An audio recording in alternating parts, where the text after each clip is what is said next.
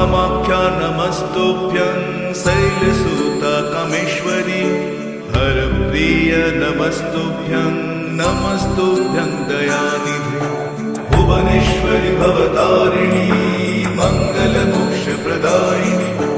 कामनासिद्ध Kameshwari शक्तिशैलसमन्विता